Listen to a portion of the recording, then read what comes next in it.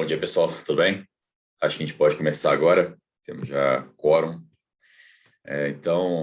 Boa tarde para todo mundo. Bem-vindos ao primeiro Brown Bag Lunch que a gente vai fazer. É um evento novo que a gente está validando aqui, né, com Boa Startup. A gente vai testar com vocês e, se for legal, a gente vai fazer mais eventos como esse, não só no contexto de Nostart, mas também no contexto do coworking, que vai nascer no núcleo lá em São Carlos, assim que a pandemia permitir, aberto ao público universitário, mas também a outros eventos que a gente quer promover para colocar os empreendedores de São Carlos mais em contato com quem já está empreendendo, quem tem alguma visão de fora do ecossistema, tanto em relação a startup, investimento, internacionalização e outras áreas que são complementares ao que vocês já fazem, que é a mão na massa para criar startups de fato. E a gente começa muito bem hoje com o Renato Freitas, que vai contar um pouco da história dele para vocês. Lendo um pouco da biografia dele, né, ele diz que adora tecnologia desde sempre, começou com a paixão por videogames e com os primeiros contatos com programação ainda quando criança, me identifico. E estudou engenharia na USP e, no fim, foi da faculdade, fundou a primeira startup dele, que foi a eba.com.br. A segunda startup dele foi a 99, que se tornou o primeiro unicórnio brasileiro. Depois fundou a Yellow, que levou dezenas de milhares de bicicletas e patinetes compartilhados para as ruas das grandes cidades da América Latina. E atualmente se dedica o tempo dele para ajudar outras startups a atuar como investidor anjo. Tem um canal fantástico no YouTube que ele ensina tudo que ele conhece, cria oportunidades para outras pessoas também se apresentarem e treinarem pitch. Então, fiquem muito bem com ele aí, aproveitem, façam perguntas e conheçam um pouco do trabalho do Renato. Bem-vindo, Renato. Obrigado por estar aqui com a gente. Obrigado, Bruno. Obrigado, pessoal, de estar aqui, que está interessado em me ouvir. A primeira coisa que eu queria falar, pode ser meio chato para vocês aí, eu queria convidar para quem se sentir um pouco mais à vontade, ligar a câmera. Só para não ficar falando com um monte de letrinha na tela aqui, que é super esquisito, já tem algumas pessoas ligadas. Então, quem não se sinta forçado, mas se você não ligar, eu prefiro que a gente comece a ter uma ideia de com quem que a gente está falando. Então, beleza. Enfim, queria começar dando os parabéns para vocês pelo interesse em empreender. Assim, eu gosto muito de incentivar empreendedorismo. Como o Bruno falou, depois que eu tive minha trajetória aí empreendedora, por enquanto eu estou dando uma pausa aí, e nessa pausa eu estou gastando bastante dedicando bastante energia para ajudar outros empreendedores. Como ele falou, eu tenho um canal no YouTube, eu tenho um canal um pouco mais recente no Instagram, que é um pouco mais movimentado que o YouTube. Então, se vocês quiserem seguir, vou colocar aqui, ó, @RenatoFcom. Coloquei no chat aqui do Zoom, se vocês quiserem seguir. Lá é um pouco mais frequente, tem quase todo dia tem coisa nova lá que eu estou postando. Sempre assuntos relacionados à startup, é um canal pequenininho, então a ideia é ser bem íntimo mesmo, falar só com empreendedores mesmo, fundadores. Não posto conteúdo viral, clickbait, essas coisas, eu posto só conteúdo que eu acho que realmente é interessante para empreendedores. Pô, vamos lá, como vocês preferem fazer isso aqui? É um negócio mais bate-papo geral? É um negócio mais eu falando? Me dá uma orientada aí, Bruno. O que você acha que é melhor seguir aqui, cara?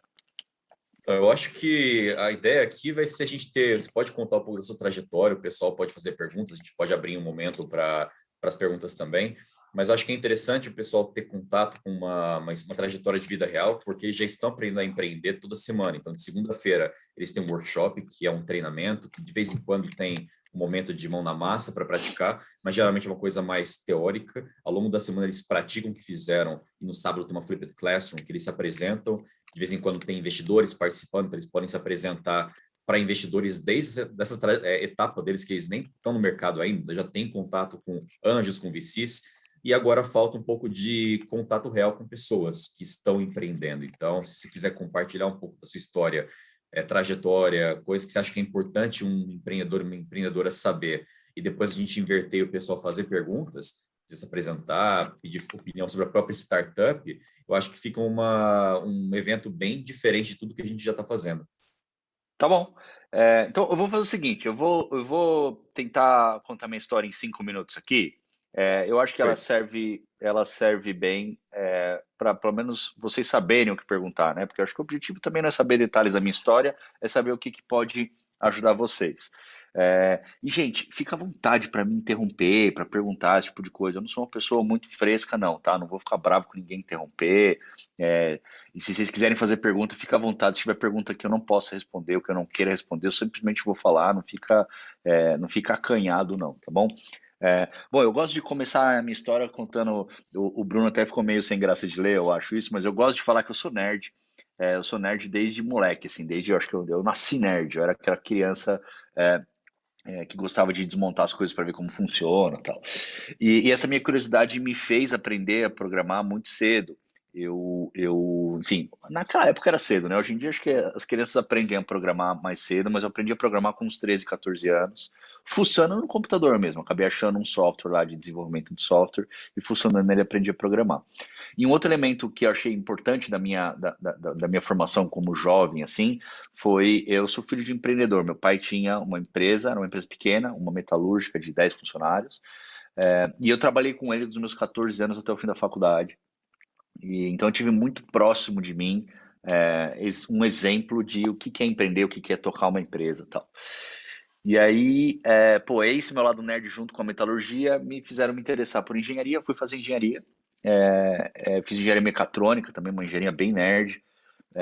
E no final da faculdade, junto com um colega de turma, eu fundei minha primeira startup, que foi o EBA, basicamente tentando resolver um problema nosso mesmo, né? Que a gente, na época que a gente estava na faculdade, e aí vocês vão me achar tiozão, mas na época que a gente estava na faculdade, foi a época que a banda larga começou a ficar disponível para as pessoas. Então a gente entrou na faculdade, a gente tinha internet de escada, a gente saiu da faculdade, a gente tinha internet de banda larga, e a gente começou a pensar como que a internet mais disponível, mais rápida ia mudar a vida das pessoas, principalmente no nosso contexto.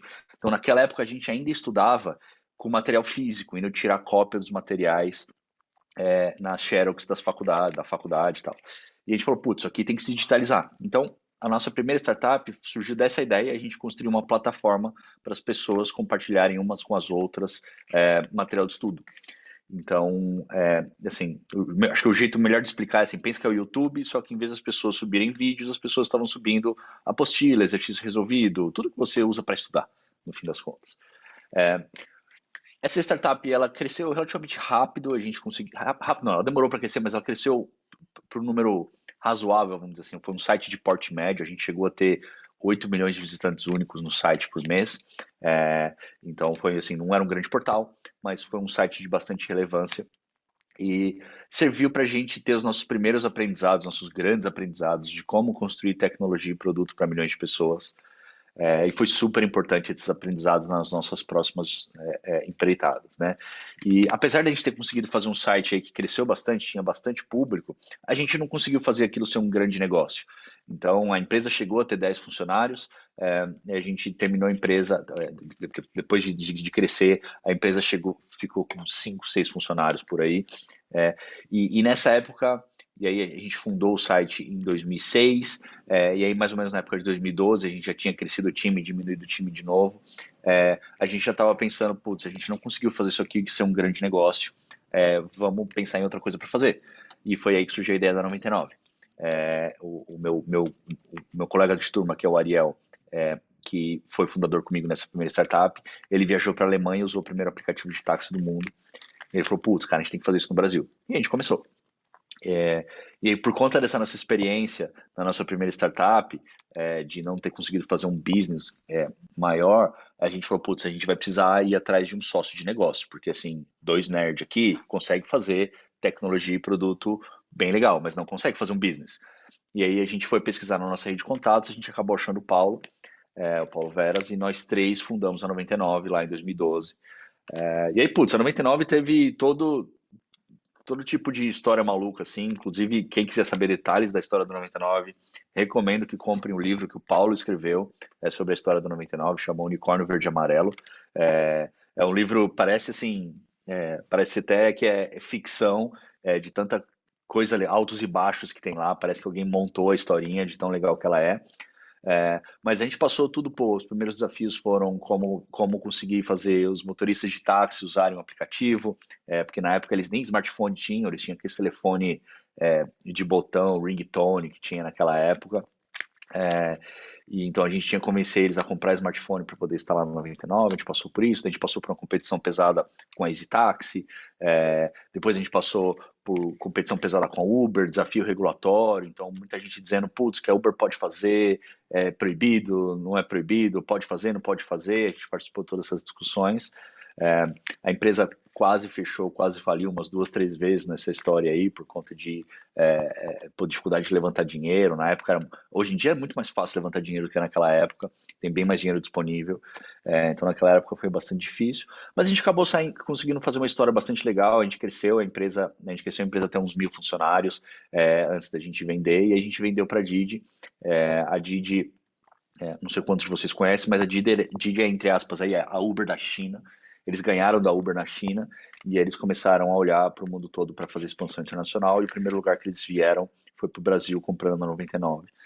Então, a gente vendeu a 99, a gente vendeu e a gente vendeu e saiu da empresa na hora. Então, a gente não teve nenhum processo de earnout ou coisa do gênero, né? Que é quando você combina que você vai ficar um tempo na empresa ainda depois de vender. Então, a gente vendeu, assim, o Paulo gosta de falar que a gente vendeu a 99 igual a gente vende um carro, né? Que a Didi veio com cheque, a gente foi com a chave, a gente deu a chave para eles deram cheque para a gente, cada um foi para o seu lado. Então, mas nesse processo de venda para a Didi, foi nesse processo que surgiu a ideia da Yellow. A gente visitou a China, na época que estava aí no namorinho, vamos dizer assim, da 99 e da Didi para eles fazerem a oferta. E nessa época estava tendo as bicicletas, que estava tudo nas notícias, cemitério de bicicleta, etc. As bicicletas compartilhadas nas ruas lá. A gente usou e falou, putz, a gente quer levar isso para o Brasil. Aquilo mexia um pouco mais comigo, porque eu tinha nessa época que a gente estava com a Didi, a gente estava discutindo muito questão de nerd, assim, de algoritmo, qual algoritmo que é melhor para fazer rota, para encontrar um motorista mais perto e tal. Pô, diversas vezes eu me peguei pensando, falei, cara, assim, você pega numa região, não sei quantos de vocês conhecem São Paulo aqui, mas as regiões de trânsito de São Paulo, onde se concentra o trabalho, em horário de pico, as ruas ficam paradas, né, de carro. Não tem algoritmo que você roda ali, que você joga nessa situação, que vai melhorar o trânsito. Não vai, o trânsito continua ruim. Então, o melhor algoritmo e o algoritmo 20, 30% pior vai te dar uma solução tão ruim quanto. E eu falava, pô, o jeito de fazer é não usar carro, o jeito de fazer é usar outras formas de sair dessa situação. Então eu gostava muito da ideia das bicicletinhas e foi por isso que a gente resolveu trazer não foi por isso, né, mas assim, isso mexeu bastante forte comigo para eu querer trazer essa solução para o Brasil. E a gente fez essa solução lá em 2018, logo depois que a gente vendeu a 99, a gente meio que emendou uma empresa na outra ali. E a história da Yellow foi uma história muito rápida, a gente conseguiu atrair talento e atrair capital muito rápido para a empresa por conta da nossa história, né, de ter acabado de ter vendido a 99, atingido a marca de unicórnio e tal. E então a gente passou os 6 primeiros meses mais ou menos pré-operacional, então desenvolvendo aplicativo, especificando bicicleta, esperando a bicicleta vir da fábrica, esse tipo de coisa. E a gente rodou, a gente lançou em agosto de 2018. Aí, curiosidade esotérica aí minha, todas as minhas empresas eu lancei em agosto, por nenhum motivo específico, assim, não é uma curiosidade só, acabou sendo assim. E aí, quando foi outubro, a gente já fez uma nova rodada de investimento e a gente já começou a querer levar patinete para as ruas também, então foi bastante legal, mas logo em seguida a Yellow passou por uma fusão com a Green para formar uma empresa chamada Grow, ela se fundiu com uma empresa mexicana para se formar uma empresa aí mais América Latina, né, uma empresa regional, e nesse movimento de fusão eu saí da empresa. Então, assim, foi muito intenso para mim toda essa maluquice aí. Eu fiquei 13 anos empreendendo, foi bastante punk, assim, bastante rock and roll. E aí eu resolvi que eu queria respirar um pouco e estou respirando de lá até agora. Isso foi em 2019. E aí de lá para cá, aquilo que eu te falei, que eu falei para vocês, aí eu tô usando meu tempo para meu tempo, minha energia e minhas vontades para ajudar empreendedores, seja como investidor anjo, seja como, cara, contando minha história, mentorias, esse tipo de coisa. Gosto muito da galera que está empreendendo dentro da universidade, então sempre que eu posso eu ajudo. Eu criei todos esses canais aí, YouTube, Instagram, para isso mesmo.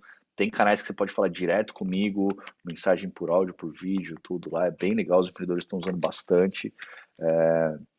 E é isso, assim, não tenho, se as perguntas vierem nesse sentido, já adianto que eu não tenho planos de empreender por enquanto, não tenho nenhuma ideia engavetada, não tenho nada, tipo, é, sei lá, essa é uma pergunta que vem naturalmente quando eu falo, qual que é a próxima coisa, o que que você vai fazer? Não tenho nada ainda. Então, é isso, essa é a minha história, gente. Fica à vontade se vocês quiserem perguntar alguma coisa, é, algum detalhe que vocês queiram saber, ou alguma coisa que eu não contei. Se quiser perguntar coisa que não tem É, nada a ver com nada de startup também, Ô, fica à Renato, vontade. boa tarde, Manda ver. Renato. Boa tarde. Opa, pode ir, Helder. tá Quer bom. levantar a mão Obrigado. e eu vou seguindo a ordem aqui para chamar vocês? Acho que é melhor, né? Pode ser. O Elder começa então? Tá bom, vamos lá. Primeiro, parabéns pela trajetória. E aproveita esse tempo aí que você tem que quer empreender agora. Visita Natal para a gente bater um papo aqui, tomar uma cerveja e falar sobre Opa, empreendedorismo. cerveja me Mas eu conquista, queria cara. falar sobre. É, coisa aí, Natal é muito bonito. Eu queria saber como você enxergou a questão do Uber quando já estava dominando o mercado, né? Uma empresa super grande. E aí você vendo uma empresa grande assim, você enxergou oportunidade ou você viu isso como uma coisa, poxa, eles estão dominando, vão crescer muito e aí eu acho que não é minha área. Como é que você enxergou isso? Cara, é os dois, cara. É os dois. Você assim, quando a Uber chegou, foi meio que um conflito interno, tanto interno nosso, assim, de cada um, quanto interno da empresa, do tipo, putz, a Uber tá fazendo isso, a gente consultou vários advogados e todos eles falaram, cara, o que a Uber faz é proibido, não pode fazer, e a gente sempre foi muito certinho. A gente gosta de, cara, tem regra, vamos seguir a regra, né? E se a regra tá errada, vamos discutir a regra e não fazer errado, né? Que é o que a postura que a Uber fez, né? Fazer errado até a regra mudar. Então a gente não gostava de fazer isso, a gente achava que era um risco muito grande e que também não era o nosso jeito de fazer as coisas. Então, quando a Uber entrou, a gente ficou, puta, cara, isso é muito legal. Assim, pode ser um serviço muito legal, mas ao mesmo tempo ele não é permitido. O que que a gente faz? E, e o que a gente começou a perder mercado para eles, né? Porque, enfim, no fim das contas, apesar de não ser interpretado juridicamente como permitido, eles estavam fazendo e as pessoas estavam usando. Então, as pessoas entendiam aquilo como sendo um serviço útil, apesar de não ser, sei lá, permitido. Então a gente estava num limbo meio esquisito, tipo, putz, cara, o que que eu faço? Porque as pessoas querem esse serviço, mas ele não é permitido. E a nossa postura foi, então, pô, então vamos trazer essa discussão para a mesa. Então a gente foi atrás dos reguladores, falou, gente, vamos conversar se pode, se não pode. E o que for decidido, vamos colocar em prática, porque o que está decidido hoje é que não é permitido e vocês estão deixando permitir, estão deixando rodar. Então vamos só nivelar as regras aqui e colocar as regras em prática para que todo mundo consiga competir de igual para igual. E foi isso que a gente fez. Foi mais demorado, foi ruim assim nesse sentido. Então a gente poderia ter aproveitado o fato de quando o produto, de quando o serviço era novo e falar para todo mundo, gente, considera a gente também. Então, da mesma forma que tá todo mundo começando a usar Uber, considerem usar 99 também, mas isso não foi o que aconteceu. Isso demorou, sei lá, um ano e meio, dois, até os regulamentadores, as pessoas que criam as regras, falar, cara, essa aqui é a regra, e aí a gente começou a competir. Então a gente chegou atrasado aí, entre aspas, um ano e meio, dois, nessa competição. E, cara, não é fácil, velho. Você vê uma empresa que na época a Uber o que a gente falava da Uber é a startup mais endinheirada da história. Ninguém nunca tinha levantado tanto dinheiro quanto a Uber levantou. Não sei se até hoje já aconteceu isso, já deve ter acontecido, mas na época ninguém tinha conseguido levantar a quantidade de dinheiro que a Uber tinha. Então era tipo, competir com um cara que tem dinheiro infinito, né? Exatamente. E, é, cara, a gente conseguiu, cara, porque assim, é engraçado, né? Ó, parece até propaganda de cartão de crédito, né? Mas fala assim, cara, tem coisa que dinheiro não compra. E cultura, escrúpulos, são coisas dessa. Então, a Uber passou por crises culturais e crises de imagem muito fortes. E eu acho que parte disso é decorrente de falar, cara, eu tenho dinheiro, eu compro o que eu precisar, eu posso eu posso abraçar essa postura entre aspas aí mais escrota e de que eu atropelo todo mundo, que tá tudo bem. Cara, não foi um pouco o que aconteceu, né? Então você viu muitos motoristas insatisfeitos, você viu funcionários indo embora da empresa, teve que trocar CEO da companhia. Então, assim, eles tropeçaram bem por conta de ter essa postura de sair atropelando tudo, né? E eu acho que essas coisas beneficiaram a gente, que a gente sempre fez tudo muito certinho, a gente tinha uma cultura animal dentro da empresa, todo mundo gostava muito de trabalhar, a gente é muito movido a propósito, muito movido ao que a gente está trazendo de benefício para a vida das pessoas, tal. Então, acho que foi por conta disso. Se a Uber tivesse, eu acho que se a Uber tivesse uma cultura melhor, né, uma cultura bem melhor, né, se eles não tivessem nenhum problema de cultura, a gente tivesse uma cultura boa e tivesse a quantidade de dinheiro que eles tinham, talvez a gente não tinha conseguido competir com eles. Mas, assim, Perfeito, porque eles tinham essas falhas, a gente conseguiu competir bem. perfeito, perfeito. Obrigadão, Renato. Imagina, imagina.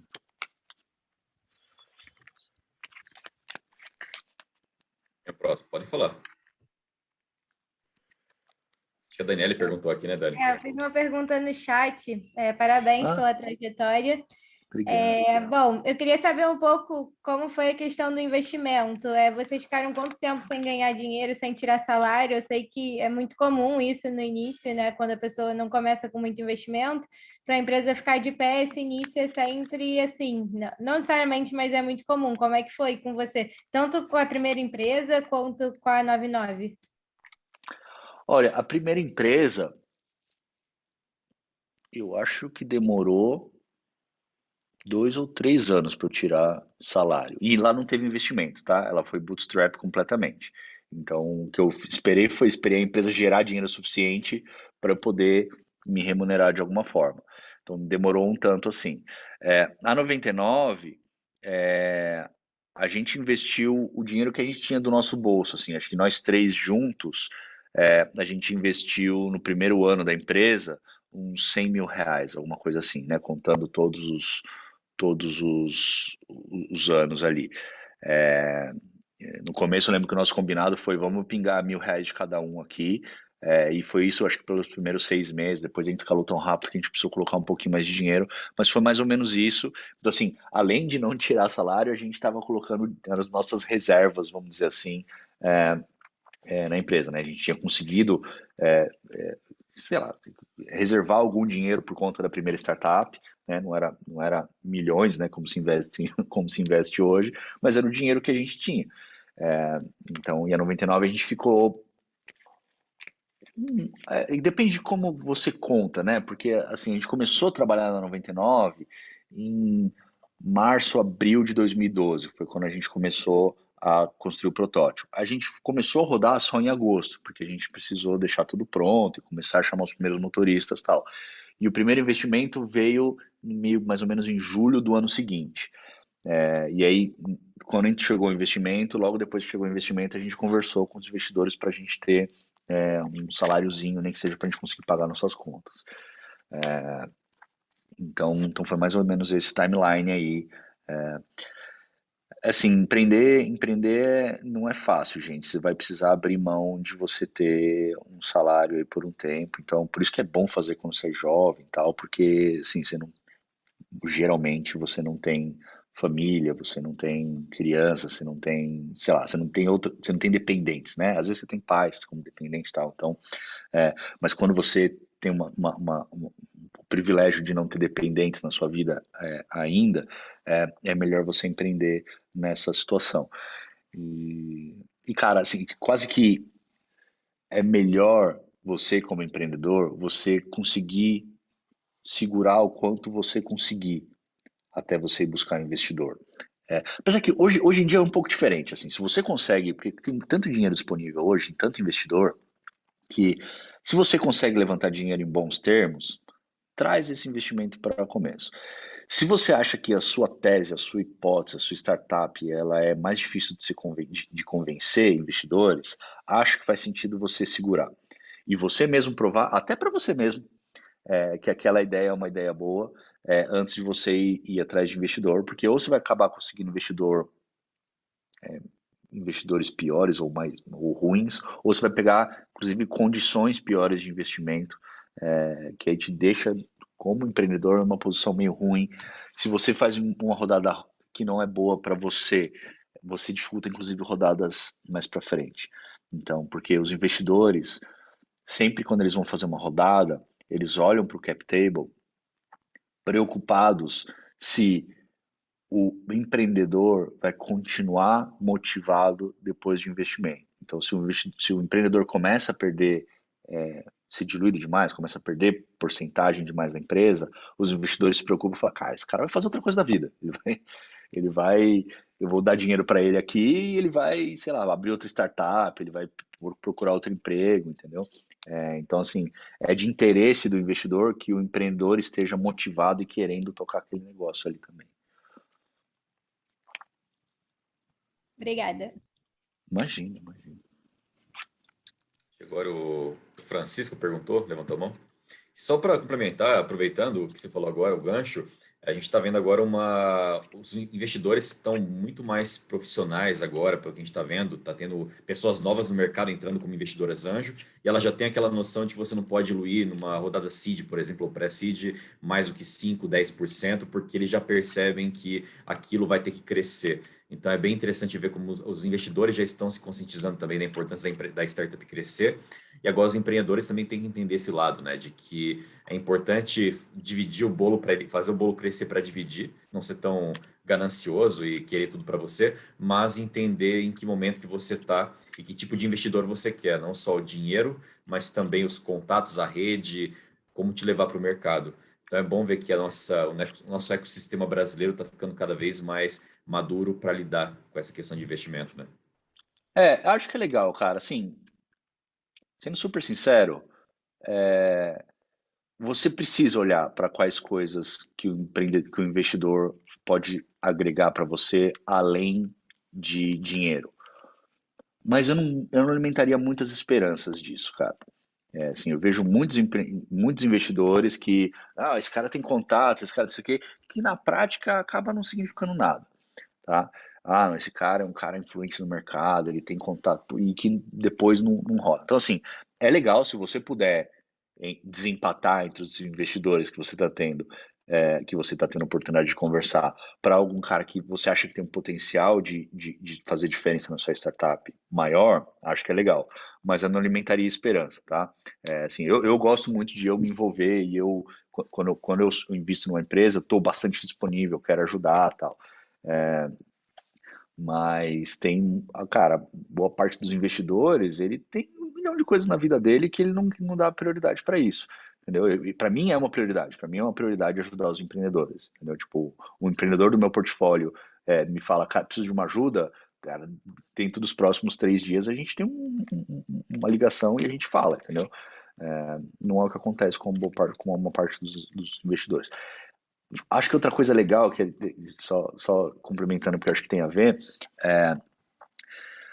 quando os investidores estão, entre aspas, aí, namorando a sua startup, eles fazem um negócio chamado due diligence, que é eles querem olhar, cara, quais esqueletos no armário você tem, o que você tem de bom, de ruim, vai pegar referências suas como empreendedor, vai pegar referências do seu mercado de alguma forma, se ele não conhecer o suficiente. Então, assim, basicamente o due diligence é uma pesquisa direcionada à sua companhia para ver se descobre alguma coisa ou boa ou ruim para influenciar na decisão de investimento.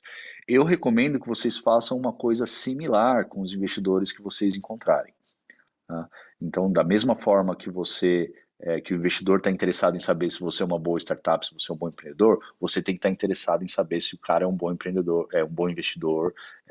Então, assim, falar com outras startups do portfólio dele para ver se ajuda, se não ajuda, ver qual história que esse cara tem pessoal ou coisa do gênero, se vocês conseguirem fazer esse tipo de coisa, acho que é super valioso, tá bom? Legal. E agora, Francisco? Boa tarde, Renato. Muito obrigado por estar aqui e por compartilhar esse tempo conosco, dedicar um pouquinho desse tempo. Obrigado também ao Inestart, pessoal do Inestart, por trazer o Renato mesmo. Queria te perguntar, assim, você falou que, e acho que é o caso da maioria de nós aqui, que somos pessoal universitário, que no começo da 99, vocês eram 2 caras que manjavam muito do tecnológico, mas resolveram, olha, a gente precisa de alguém que manje um pouco, talvez, dos negócios, né? Acho que é muito o caso da maioria de nós aqui, e eu gostaria de saber, assim, tipo, qual que, além de tipo, alguém que seja mais experiente em negócios, E, tipo, quais outras áreas você acha que são fundamentais para ser a base dessa startup? Talvez você mesmo, como investidor anjo, vê assim, eu acho que os caras têm base, manja do tecnológico, tem um cara com currículo que manja um pouco também dos negócios, ou outro do marketing, sei lá. Então, eu gostaria de ver qual que seria, assim, uma dica para nós dessa perspectiva, porque são as bases boas. Não... Cara, eu acho que muda de startup para startup, tá? Então, por exemplo, uma startup como a 99 é uma startup que tem um desafio tecnológico muito difícil, que é, cara, tecnologia em tempo real, geolocalização, Android, iOS, tipo, cara, muita coisa tecnológica. Você tem um desafio de produto, que é, cara, precisa ser fácil de usar, precisa que as pessoas gostem daquilo, tá? E você tem um desafio de negócio, que é, cara, saber cobrar o valor certo, saber gastar o dinheiro para crescimento, esse tipo de coisa. Então, assim, a gente tinha essas três figuras lá, entendeu? Que é o que, inclusive, eles gostam de falar no mercado, que é o hacker, o hipster e o hustler. A gente tinha o hacker, o hipster e o hustler. Eu era o hacker lá. Eu não me considerei hacker, mas, enfim, eu era o nerd ali da jogada que conseguia colocar a tecnologia para rodar. Cada negócio tem um jeito diferente de olhar, assim, sei lá. Você vai trabalhar é uma empresa de e-commerce, você talvez vai ter que ter alguém com expertise de logística. Se você é uma empresa, um SaaS B2B, você vai ter que ter alguém que é bom de vendas. Então, você precisa, eu acho que talvez olhar para a sua startup, ver quais são os principais desafios e você encaixar as pessoas, você meio que olhar para os sócios e falar assim, cara, eu acho que cada uma dessas coisas aqui que são super desafiadoras, tem pelo menos um sócio aqui que vai conseguir mandar bem nisso aqui.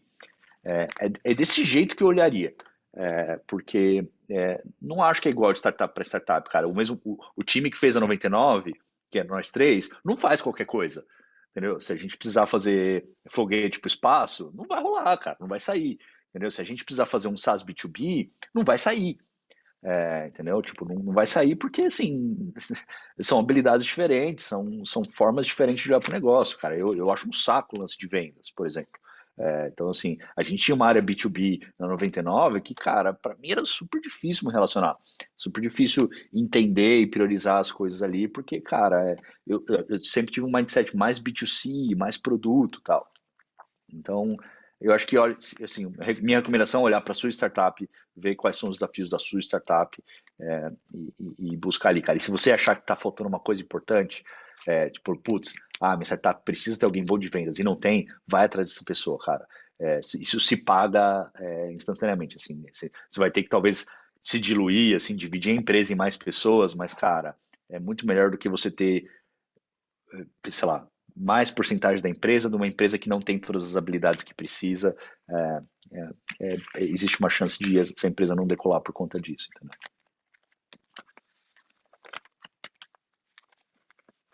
Muito obrigado. Muito de nada. Legal.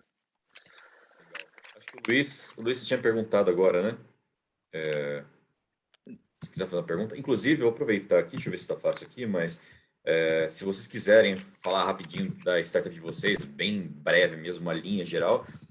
No caso agora, o Francisco, que ele é da Compocycles, né, que é um processo de serviço de desmontagem, coleta, preparação e reciclagem de materiais compósitos estruturais para a reinserção desse material de pás eólicas, por exemplo, no mercado.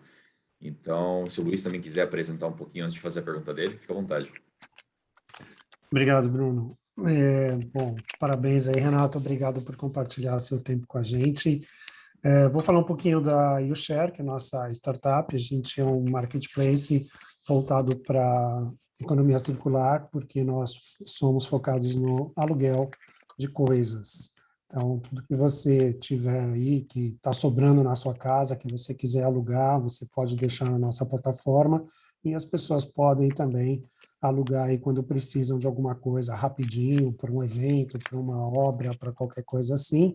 E a gente tem algumas verticais que a gente tem pensado em atuar, né? Então, houve aí uma demanda para a indústria que precisa de ferramentas e coisas dentro do parque industrial e poderia estar fazendo empréstimos entre departamentos. Essa seria uma vertical. Nós temos uma outra vertical que é de condomínios, em que os condomínios começam a ter uma servitização dentro dos próprios condomínios, com máquinas, dispensers e tudo mais, e a gente teria também uma instalação nossa com materiais que já fizemos pesquisa de campo, já sabemos o que colocar dentro desse espaço para os condomínios compartilharem, e teria a parte aberta mesmo para público, que aí é todo mundo com todo mundo, e lojas podem deixar materiais também. A gente tem aí uma tendência, né, da indústria como um todo de trabalhar com aluguéis e assinaturas e não apenas com venda de produtos. Então, a gente tem um foco bastante amplo aí, várias verticais para atuar, né? Bom, com base nisso, minha pergunta tinha sido aqui, como fazemos para ter um investimento anjo, um investidor anjo como você na nossa startup, né? O que você busca neste momento e o que é importante que tenha na startup para atrair a sua atenção? Deixa eu ver seu nome. Luiz. Luiz, cara, obrigado pela pergunta, obrigado, parabéns pela sua startup também. Eu sou um investidor anjo bem diferente dos investidores anjos que tem no mercado. A maior parte dos investidores anjos que tem no mercado, o principal objetivo deles é retorno sobre investimento. O meu principal objetivo como investidor anjo é quase que retorno sobre o meu tempo, retorno sobre o meu... nem sei como formularia isso, mas assim, eu gosto de ajudar. Eu gosto de estar junto com a startup que eu acredito que eu posso ajudar, que eu tenho abertura para ajudar e que o que eu aprendi com o meu histórico ajuda de alguma forma. Essa é a principal coisa que eu olho. É claro que eu olho para retorno do investimento também, não vou investir numa coisa que eu acho que o meu dinheiro vai para o ralo, mas não é o meu principal fator de decisão.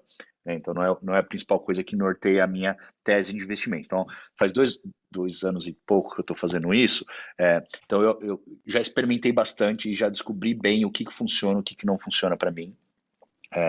Então, tem que ser um mercado que eu entenda. E aí, putz, super subjetivo isso, mas, por exemplo, eu não entendo fintech, eu não entendo agrotech, tem algumas coisas que eu olho e falo, pô, legal, muito legal o que você está fazendo, posso te ajudar do jeito que você quiser, mas, cara, como investidor, não faz sentido para mim, porque eu não entendo esse mercado. Coisas muito deep tech de qualquer coisa, assim, qualquer coisa que precisa de um entendimento muito profundo ou é muito científico tal, é um negócio que acaba não funcionando para mim. Eu tenho uma preferência grande, consigo ajudar muito mais negócios B2C do que B2B. Então, eu tenho startups B2B no meu portfólio, mas eu já percebi que eu consigo ajudar elas bem menos do que eu consigo ajudar minhas startups B2C. E eu tenho preferência para fundadores, que essa é outra coisa bem contraditória como investidor anjo, mas eu tenho preferência para fundadores de primeira viagem. Porque eu já percebi também no meu portfólio que assim, fundadores experientes, eles já sabem fazer as coisas, então não precisa da minha ajuda, entendeu? E fundadores mais iniciantes, assim, e não precisa ser inexperiente no sentido de que é a primeira coisa da vida que ele está fazendo, é inexperiente como fundador, tá? Pode ser que ele tenha uma carreira de qualquer outra área e decidiu fundar uma startup agora, mais no sentido de que é a primeira vez que ele está fundando uma startup. É um pouco isso, cara, assim, eu não tenho, tirando isso, minha tese de investimento cara, eu faço cheque de anjo, que é cheque baixinho, então não é cheque de fundo, então assim, eu não sou o que o mercado gosta de falar de super anjo, que é uma pessoa física, mas que faz cheques como se fosse um fundo, não sou esse tipo de coisa. E eu gosto de entrar nas rodadas mais seed série A, eu não gosto tanto de pré-seed, eu não gosto de investir em startup que ainda está muito só na ideia e não colocou coisas em prática. Eu gosto de que o fundador me mostre que teve alguma raça até ali, raça no sentido de, não sei se raça, eu não sei se falar raça hoje em dia é um negócio preconceituoso, não quis, se eu fui preconceituoso, desculpa, mas eu quero dizer assim, que mostra alguma garra ali de ter colocado alguma coisa em prática e ter conquistado aí seus primeiros clientes com um MVP ou coisa do gênero, sabe? Eu gosto de ver esses sinais de que o cara entendeu bem o problema, o cara tem vontade de colocar para rodar, não está só esperando o dinheiro entrar, tal. Então, assim, assim, a minha tese ela é meio esquisita e meio disforme, assim, então ela é meio quase subjetiva em algumas coisas, E, enfim, mas ela é o que é, cara. Assim, de novo, eu não sou um fundo, eu não preciso de ter as coisas completamente estruturadas como um fundo. É, e, e é isso. Esses são os principais fatores que eu olho depois de ter aprendido aí por uns 2 anos fazer isso aí. Legal, obrigado. Eu acho que, assim, você pode achar que é estranho essa desestruturação aí, mas para mim fez muito sentido, né? Achei que tem muito a ver aí com, acho que o momento que muitas startups estão aqui também, e achei muito legal. E, assim, apesar dos cabelos meio grisalhos, assim, a gente é novinho também na área de empreendedorismo, tá? Legal, imagina. Eu tenho os meus aqui, ó, nos últimos anos tá cada vez mais. Eu vou no barbeiro e falo, mano, você tá colocando mais cabelo branco aí. Mas valeu, obrigado pelo Imagina, retorno. imagina, imagina. Agora, inclusive falou agora sobre pessoas mais novas, é por causa daquele critério de ser coachable, né? De ser uma pessoa que está disposta a aprender com você e não, pô, eu sei fazer, já tive um exit, já tem experiência e É, acaba tendo esse clash, né? ele é coachable por mim, né? Coachable no meu Uhum. caso, né? Porque talvez um fundador de segunda ou terceira viagem, ele é coachable por outra pessoa, entendeu? Porque eu não tenho tanto mais para ensinar ele, talvez um outro tipo de pessoa tenha mais coisas para ensinar para ele. Então, eu nem acho que fundadores de segunda, terceira viagem são pessoas que não são coachable no sentido de que elas são mais arrogantes e têm menos cabeça aberta. É mais do tipo, cara, naturalmente as startups do meu portfólio, que são fundadores de segunda e terceira viagem, me procuram menos.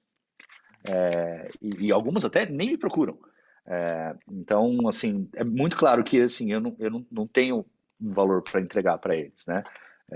Então, eu gosto de ter startups que eu tenho um valor para entregar. Faz mais sentido para mim do que olhar para o retorno financeiro simplesmente. Legal. Vinícius, então você quer apresentar a startup e fazer pergunta? Quero fazer os dois aqui. Primeiro, parabéns, Renato, muito incrível toda a sua trajetória. Falando um pouco da Obrigado. minha startup aqui, da gente, a gente pretende criar uma plataforma online utilizando métodos de aprendizado de máquina, inteligência artificial e também química computacional para auxiliar os pesquisadores de empresas a encontrarem novas substâncias, novas moléculas, novos fármacos, o que for. Basicamente, bem resumidamente, é isso aí. A minha pergunta que eu queria fazer para você, tipo, não tem nada a ver com a minha área de biotech, mas segue um pouco na pergunta que o Helder fez lá no começo, em relação, você comentou sobre a concorrência com a Uber, né? Mas como que foi a concorrência, por exemplo, com a Easy Taxi, que acho que vocês meio que criaram, né, no mesmo tempo, as duas startups, e era algo mais também, mais justo, né? Vou falar assim, na concorrência, né? Porque acho que vocês meio que foram crescendo sim, ao mesmo tempo, né? Não foi igual a Uber, que cresceu rapidamente, com muito investimento, etc. E foi algo mais fair, né? Mais justo de vocês dois. Se você puder comentar um pouco, eu agradeço. Mais ou menos, cara. Assim, a EasyTaxi levantou algumas dezenas de milhões e a gente não tinha levantado nada. A gente tinha levantado, sei lá, $1 milhão, alguma coisa assim. Ele tinha levantado tipo 40, alguma coisa assim. Eu não lembro os números exatos, mas era uma proporção tipo essa. A EasyTaxi tinha como investidor, como estrutura delas, uma empresa chamada Rocket, que é uma empresa bem grande, que é uma fábrica de startup, basicamente. E eles tinham muito dinheiro. Então, eles tinham muito mais dinheiro para fazer publicidade, para falar do serviço deles para o mundo, e a gente tinha zero, literalmente, assim, a gente não tinha dinheiro nenhum para gastar com publicidade. O dinheiro que a gente tinha, e o dinheiro que a gente tinha levantado, era para formar time, para gastar com a operação da empresa e não para gastar com o crescimento, né? Porque simplesmente não dava, não sobrava dinheiro, assim, tinha que pagar o salário das pessoas e acabou. E, cara, a gente teve, acho que algumas coisas que fez a gente conseguir ganhar da EasyTaxi. Uma delas foi a gente era um marketplace, né? Então a gente tinha passageiros e motoristas e a gente pensou numa estratégia. Uma coisa que a gente fez bem foi assim, como que o Paulo foi fazer uma sessão de mentoria, dos mentores do Paulo era o Beto Sucupira. E ele foi numa sessão de mentoria com ele e ele falou, cara, assim, você tem um competidor com mais dinheiro que você, se você jogar o mesmo jogo que ele, você vai perder. Não sei se ele vai ganhar, mas que você vai perder se vocês jogarem o mesmo jogo. Então você tem que jogar um jogo diferente. E a gente fez isso. Então isso ficou muito na cabeça dele, ficou na minha também, até hoje eu lembro disso. E a gente falou, vamos fazer um jogo diferente. E qual foi o jogo da Easy Taxi, né? E para a gente era muito claro, porque a gente conhecia bem a Rocket, né? A Rocket era uma empresa que estava mais acostumada a fazer e-commerce, né? Vários e-commerce nichados. Então ele falou, cara, eles vão pegar o dinheiro e eles vão trabalhar a Easy Taxi como se fosse um e-commerce, que é fazer publicidade para as pessoas virarem passageiros da Easy Taxi. E ele falou, como é que a gente joga um outro jogo? Ele falou, cara, em vez da gente jogar o jogo de ir atrás do passageiro, a gente vai jogar o jogo de ir atrás do motorista. E, cara, isso foi brilhante, assim hoje, assim, na época a gente não sabia que era brilhante, né? Olhando hoje para trás, a gente falou, nossa, isso é brilhante, isso é incrível. Mas na época a gente não sabia, mas a gente escolheu isso e acabou sendo uma estratégia muito bem acertada, porque a gente acabou voltando todos os nossos energias para terem bons relacionamentos com motoristas, um produto muito bem acabado para ele e tal, e isso fazia o motorista gostar da 99. Né? Até a precificação, a Easy Taxi cobrava R$2 por corrida, a gente não cobrou nada por muito tempo. Dos taxistas. Então eles ganhavam dinheiro com a 99 sem gastar nada. E isso fazia os taxistas gostarem mais da 99. E aí o que acontecia? Todo passageiro que entrava no carro dele, ele falava da 99, inclusive passageiros da Easy. Então, enquanto a Easy Taxi estava crescendo no mercado deles, os passageiros estavam entrando no carro dos taxistas, os taxistas falando, não, pô, na próxima vez usa 99, porque a 99 é melhor. Então, assim, isso foi uma estratégia que acabou sendo bastante vencedora pra gente, assim, funcionou muito bem. E tem um outro elemento ali que, cara, a Easy Taxi, eles patinaram muito em tecnologia e produto, assim, os times deles de tecnologia e produto, eles trocaram várias vezes, eles tivessem, assim, eles patinaram muito, foram muito, e acho que isso acabou criando um caminho pra gente, cara, vamos destruir de produto e tecnologia, e assim, a nossa história inteira de competição com a Easy Taxi, nosso produto era visto como muito superior ao produto da Easy, e acho que isso ajudou bastante também. Então, acho que foram essas duas coisas, aí, o foco extremo no motorista e a gente tem um produto melhor, uma experiência melhor para o usuário. Bacana, Renato. Obrigadão. Não sabia que não era tão justo assim essa competição no começo de vocês. Não Mas foi legal, justo. realmente acabou sendo genial, né? Igual você falou, a alternativa que vocês fizeram ali com os motoristas. Cara, Legal. a Easy Taxi levantou dinheiro para expandir internacionalmente, cara. A Easy Taxi estava no Chile, estava na Argentina, estava indo para o Oriente Médio, indo para, sabe, tipo, Europa. E a gente, cara, tava indo pro Mato Grosso, entendeu? Tava indo pro Nordeste, tava indo para onde a gente conseguia alcançar, entendeu? Que era pertinho. Isso. Valeu, Renato. Legal. Valeu. E é bom ver, até mandei aqui no chat, tem muito a ver com uma aula que a gente deu de planejamento estratégico, que a gente achou que era importante trazer alguns conceitos, e o case o artigo que a gente leu foi o The Right Game, que é um clássico já. Ele falou exatamente isso, né? Você saber qual o jogo que você tem que jogar. E muitas vezes você tem que jogar um jogo diferente da sua concorrente, porque se você tentar jogar o mesmo jogo, você não vai chegar onde ela vai chegar. Então você tem que saber encontrar qual jogo que você tem que jogar. Eu acho que principalmente quando você está competindo ou com uma outra startup que tem muito mais dinheiro que você, ou com um incumbente, né, em qualquer um desses dois cenários, você tem que jogar um jogo diferente, senão no mesmo jogo você não vai ganhar. Bom, Marcos, da Flowbee, a gente acha que tem um tempo para fazer mais umas 2 perguntas, então, Marcos, pode perguntar. Se apresentar também. Olá, boa tarde, Renato. Boa tarde. Se parabenizar até meio clichê, né? Então, obrigado pela oportunidade, o privilégio de estar falando com você, tá? Imagina. Eu pessoalmente, eu fiz uma trajetória na iniciativa privada, né? Trabalhei na iniciativa privada e estou aqui num laboratório aqui da ESC, da engenharia aqui da ESC, com a ideia de pegar alguns produtos que são desenvolvidos aqui e ver se mete com o mercado. Isso aí a gente escolheu um produto aqui, começamos a fazer alguns contatos que eu tinha da minha época na indústria, e achamos uma aplicação, dando uma mudada aqui, até uma simplificada numa tecnologia, uma aplicação aqui para medição de tráfego de concreto, e estamos trabalhando nisso, estamos fazendo alguns contatos com algumas empresas, tem até algumas empresas que estão demonstrando interesse, e a gente acha que comercialmente tem um potencial, então agora voltando para o laboratório para realmente validar tecnologicamente se a solução a gente é capaz de entregar ela, né? Embora a gente acredite que sim, então baseado em pesquisas dessa tecnologia maior aqui do departamento. Mas a pergunta é a seguinte: a gente está hoje aqui, basicamente, em 3 pesquisadores aqui trabalhando nisso daí, não full time, né? A gente tem um trabalho de pesquisa aqui e estamos ideando aí essa solução aí do sensor do concreto. Como é que vocês estão, uma pergunta, como é que vocês faziam para organizar, se é que vocês faziam isso, se organizavam para fazer as entregas que cada um dos sócios tinham que fazer para que a startup decolasse ou continuasse? Vocês tinham reuniões periódicas, não tinha, era informal, era no boteco, era planilha de Excel, era Project. Como é que era essa dinâmica aí para não se perder, não ficar rodando, né? A gente fala assim, correndo atrás do rabo, que nem cachorro, né? Não sair do lugar. Cara, vocês faziam? a gente, na 99, no comecinho, era bastante informal, assim, e quase que a gente meio que não precisava fazer alguns planejamentos, porque meio que cada um já sabia o que tinha que fazer, era pelo menos óbvio para cada um de nós o que precisava ser feito nos próximos, sei lá, 3 meses, alguma coisa assim, ou os próximos, sei lá, 6 semanas, alguma coisa assim. Então, a gente não fazia tanto planejamento entre sócios, assim, porque, cara, era isso, cara. No comecinho, eu falo isso para muitas startups que estão comigo aqui, quando você está começando a desenvolver um produto, os primeiros, sei lá, 6 meses, no final desses 6 meses, do ponto de vista de tecnologia e produto, você precisa ter um punhado de funcionalidades feitas.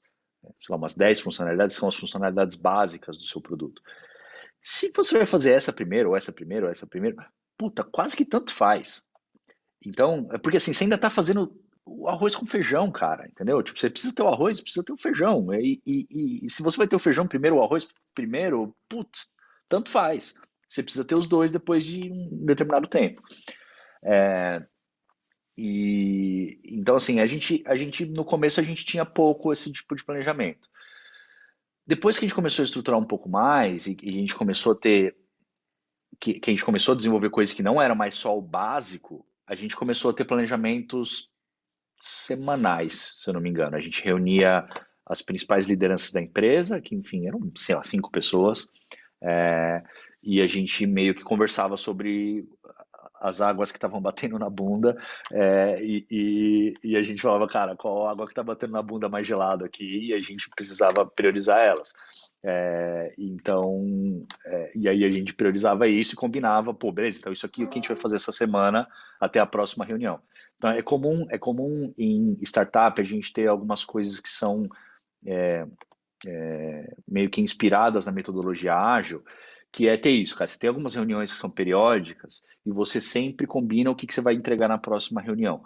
Então, cara, você tem uma reunião, sei lá, toda segunda-feira, e toda segunda-feira você fala assim, cara, até a próxima segunda-feira eu vou fazer essas coisas aqui. Né?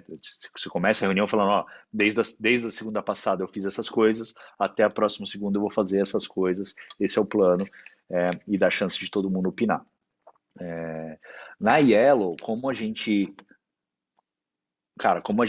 ficou 6 primeiros meses pré-operacional e a gente precisava de, cara, uma quantidade de coisas muito grandes organizadas para o dia do lançamento das bicicletas, você precisava ter tecnologia no ar, você precisava ter as bicicletas no ar, você precisava ter time de operação no ar, você precisava ter time de retaguarda, você precisava ter time de segurança, você precisava, cara, era assim, monitoramento 24/7, era muita coisa que a gente precisava para o dia do lançamento.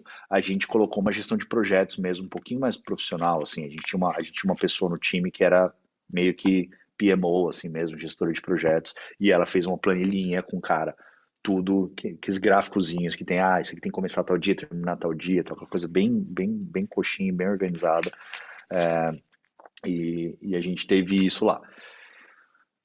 Porque lá, enfim, a gente tinha uma estrutura um pouco maior, a gente podia ter um time um pouco maior, e a gente tinha esses requisitos que, cara, assim, você tem 25 coisas que tem que estar pronta no dia do lançamento, não pode faltar uma, se faltar uma, ferrou, não tem lançamento. Então, é assim que a gente fazia, cara. Legal. E por que 99, curiosidade? Cara, essa pergunta as pessoas me fazem muito, mas assim, eu já adianto que a resposta é muito pior do que vocês imaginam que seja, tá? Assim, não tem nenhuma explicação esotérica e tal. E a gente até na época falou, putz, será que a gente não precisa achar uma historinha por trás do nome? A gente falou, não, cara, eu prefiro que seja sincero. Mas basicamente, cara, quando a gente estava criando o nome, o primeiro nome da empresa foi 99 Táxis, né? Depois ela ficou só 99, quando a gente deixou de ser só táxi. E a gente queria um nome que fosse um nome que tivesse a ver com o que o aplicativo faz. A gente não queria um nome genérico, tipo Yahoo. A gente queria um nome que dissesse o que a empresa faz. E a gente queria um nome que funcionasse se a gente precisasse internacionalizar. E aí a gente foi pesquisar, a palavra táxi, ela é bem internacional. Táxi é táxi em quase todos os idiomas. E número é uma coisa internacional. A gente falou, cara, vamos começar a brincar com números e a palavra táxi. E a gente começou 1001 táxis, táxis 365, sei lá o quê, até que a gente chegou a 99 táxis. Pô, 99 táxis, gostei. Né? E aí a gente só teve uma decisão que a gente teve que fazer, se a gente queria que chamasse táxis 99 ou 99 táxis, e a gente colocou 99 táxis por conta de ordem alfabética, que alguns menus de Android, eles são organizados em ordem alfabética, e a gente sabia que 99 táxis ia ficar mais em cima do que táxi 99. E foi assim que a gente fez. Então, assim, é uma resposta bem nerd, assim, bem chatona, mas essa pergunta é bastante comum. Ela acontece bastante. Mas foi assim, foi um negócio mais processual e menos inspirador, vamos dizer assim. É legal que até parece um pouquinho com a origem do nome da Amazon, né? Porque na época da Amazon foi por causa do A, porque aparecia na lista telefônica primeiro.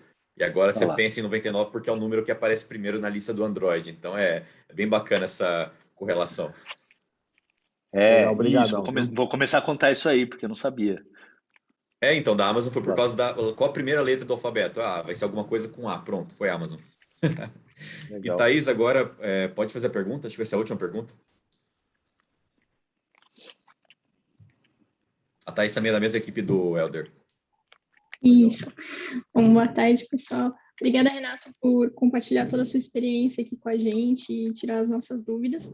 Como o Bruno falou, eu sou da equipe do Elder, que fez a primeira pergunta, e a gente está montando uma empresa chamada Beyond Space, cujo objetivo é justamente trazer as tecnologias aeroespaciais que já existem ao acesso dos empresários brasileiros. Então, como uma forma de aumentar a produtividade, você utilizar essas tecnologias na agricultura, na energia, na parte de inspeções. E um dos nossos produtos dentro dessa empresa seria, por exemplo, uma rede de operadores que, tendo uma demanda, a gente consegue encontrar o operador de drone mais próximo. Algo parecido com a ideia da 99, mais ou menos, mas está próximo. É um pouco diferente, mas parecido. E o que eu queria perguntar para você? O nosso setor, então, ele é um setor aeroespacial, que é um setor que no Brasil ainda está crescendo. Então, a maioria dos empresários não tem noção de como é que eles podem se aproveitar dessas tecnologias, do que já existe, para aumentar a produtividade deles. Como é que os investidores veem isso hoje? Esses setores que estão em desenvolvimento ainda, que não são os setores tradicionais. Cara, no Brasil, os investidores são usando o melhor português que eu consigo usar, o melhor francês que eu consigo usar, os investidores no Brasil são cagões, tá? Então, assim, é muito difícil você ver investidor no Brasil apostando em uma coisa que não foi apostada lá fora. Então, a melhor coisa que você pode fazer é tentar pegar exemplos de outros países de investimentos que deram certo e mostrar para eles. Falar assim, tá vendo? Isso aqui, ó, esse fundo aqui, ó, que é um fundo muito legal da Alemanha, é um fundo muito legal do Japão, é um fundo muito legal da China, dos Estados Unidos, que qualquer lugar que você achar um bom exemplo disso, investiu nisso e tem um caso de sucesso nisso.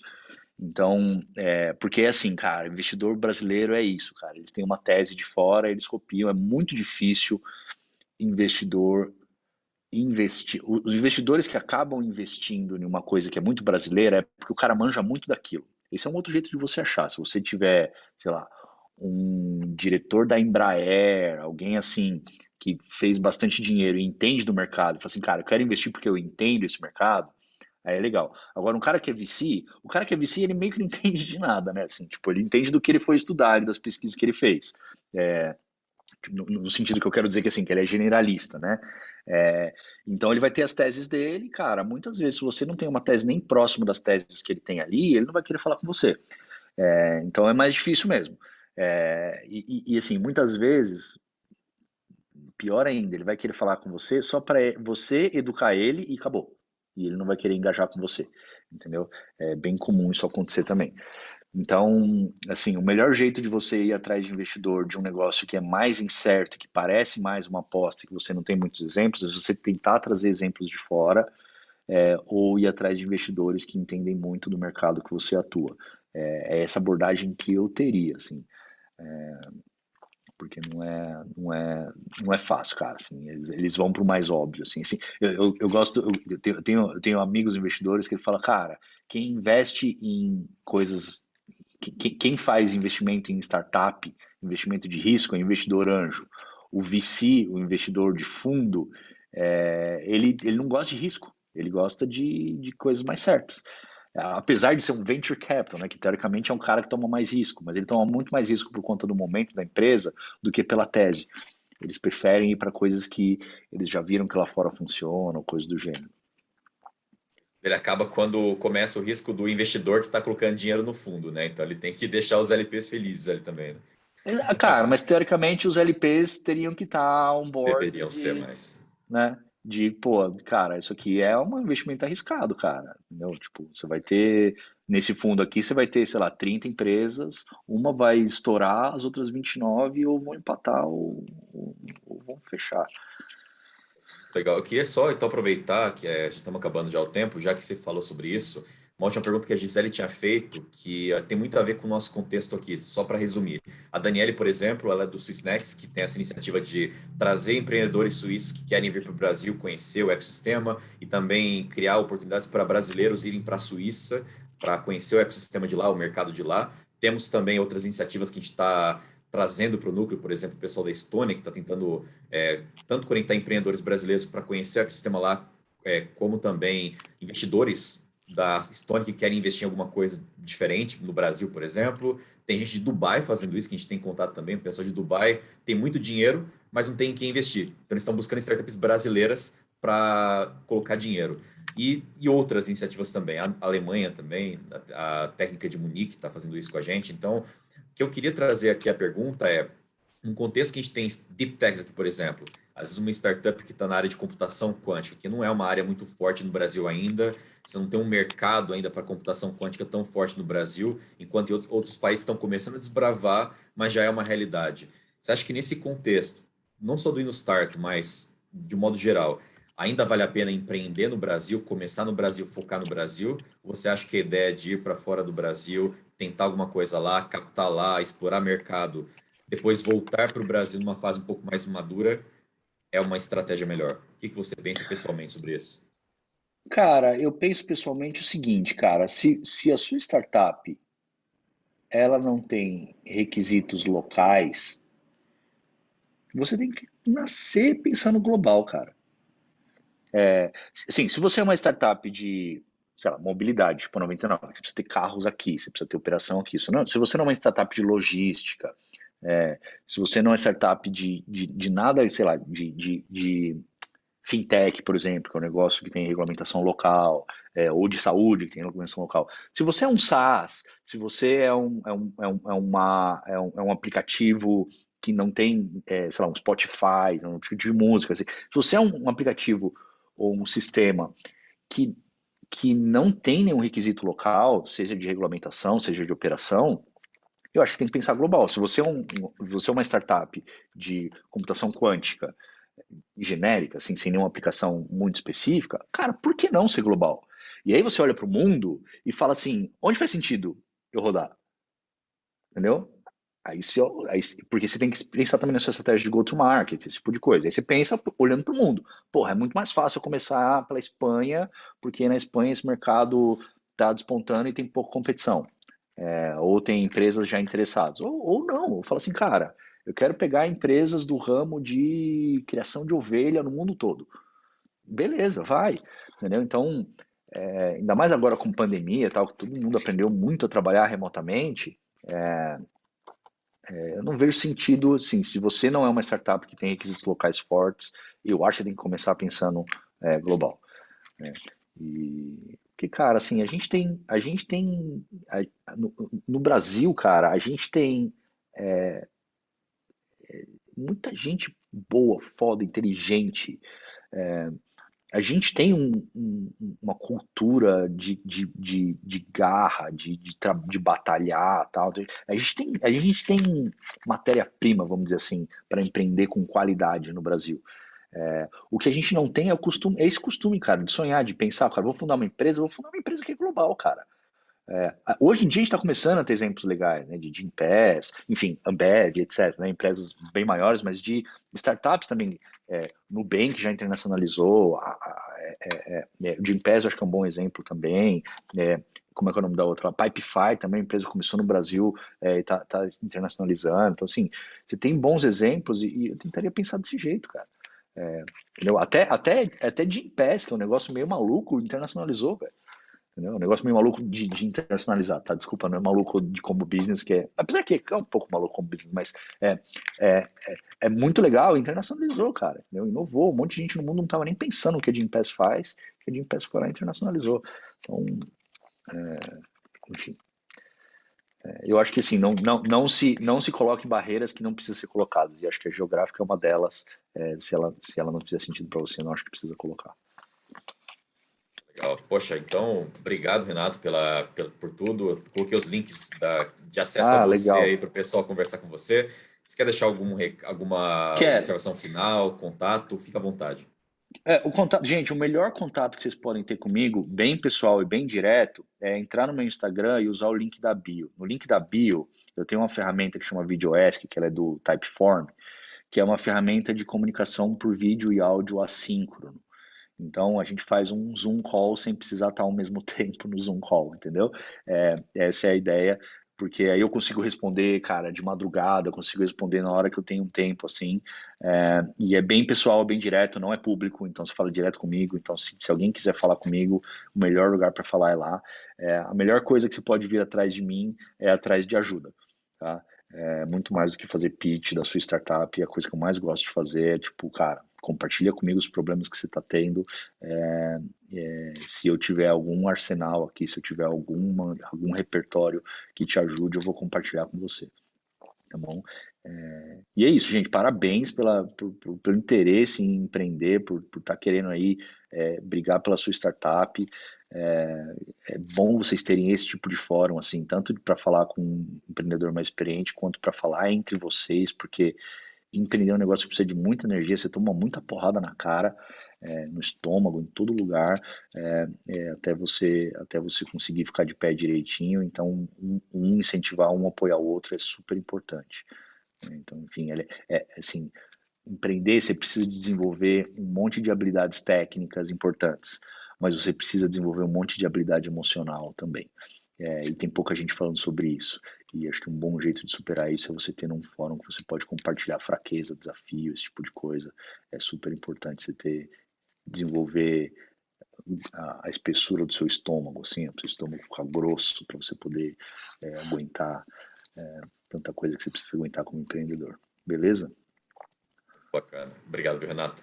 A gente fica à disposição aqui, sempre que você quiser divulgar alguma coisa, algum evento, alguma oportunidade, o núcleo está aberto, o InnoStart está aberto, e a gente espera trazer você de novo para outras oportunidades, para cada vez mais a gente fortalecer o ecossistema e criar muita coisa legal que gere valor para o país, para as pessoas e oportunidade para muita gente. Boa. Valeu, gente. Parabéns. Tudo de bom para vocês. Sucesso. Bom dia para você e boa semana, pessoal. Vocês também.